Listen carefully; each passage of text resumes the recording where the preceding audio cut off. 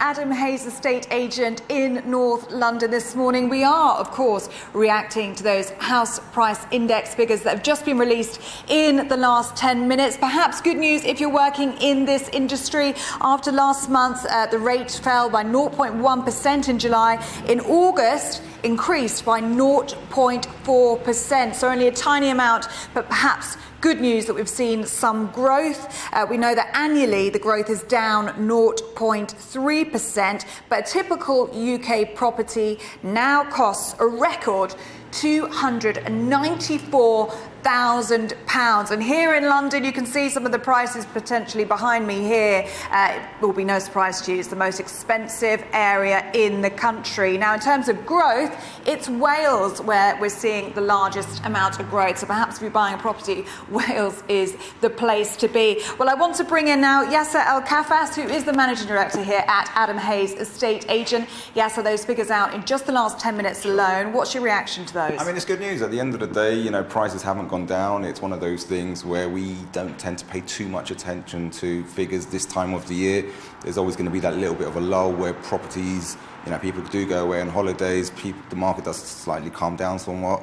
So they can go up, they can go down. It doesn't make too much of a difference this time. The figures are really insignificant. It's such a small margin of both up or down. So I'm not, you know, paying too much attention to the sort of figures. Yep. So good news here this morning, but we can't deny the factors that are surrounding this as well. We are in a perfect storm at the moment with the cost of living crisis and interest rates rising as well. Many people struggling to get mortgages. Earlier I spoke to Joanne Roberts, who is struggling to get a mortgage. Let's hear what she had to say. Got good credit history.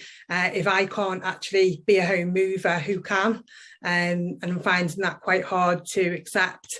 I do think that with the cost of living crisis and things like that, it will put people off moving potentially, because we might just batten down the hatches and start paying the bills, because it's all cost having these surveys and doing these things, and then you can't get the mortgage to go through. It's quite soul destroying, really. So Yasser, let's get your reaction there to what Joanne was saying. We sympathise certainly with people like Joanne, and it's, you know, we see it as a predicament for people out there, and it's, you know, the cost of living is certainly going up, so I can understand what Joanne's actually going through, and we are certainly seeing things like this. But ultimately, my advice is, you know, try and compromise slightly with what you're looking for. If it means going slightly further out of the areas that you're ideally looking for, then do so. If it means doing a bit of work to a property, it might be worth doing that, because ultimately the market will always recover. You know, interest rates are still incredibly low right now, and, you know, jumping on the property market right now is definitely something that we always suggest and encourage.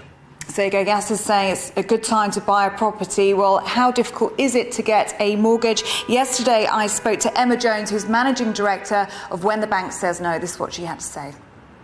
What we're seeing at present is that affordability has tightened with a lot of lenders over the last month or two.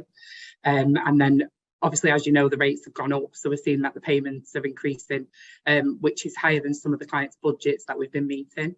We are anticipating to see a lot more business coming our way due to the difficulties in the marketplace. So hence why our brand is When the Bank Says No, because a lot of clients are now being rejected from the high street lenders, where traditionally 6 to 12 months ago,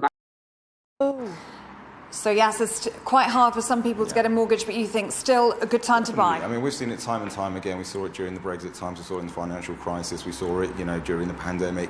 You know, the market will always have a little lull, but jumping on that market where you can potentially get a good buy, definitely do so, because in a couple of years' time, prices will carry on going up, and people will always regret not buying 2-3 years before. You know, these are probably one of the best times to be buying, because there are good buys out there and there's decent investment opportunities for people. Fantastic. Yasser, really good to have you with us this morning. Well, there you go, Rosie and Eamon. According to Yasser here, now is still a good time to buy. House prices are up 0.4% here this morning. Huge sigh of relief, of course, to people in this industry.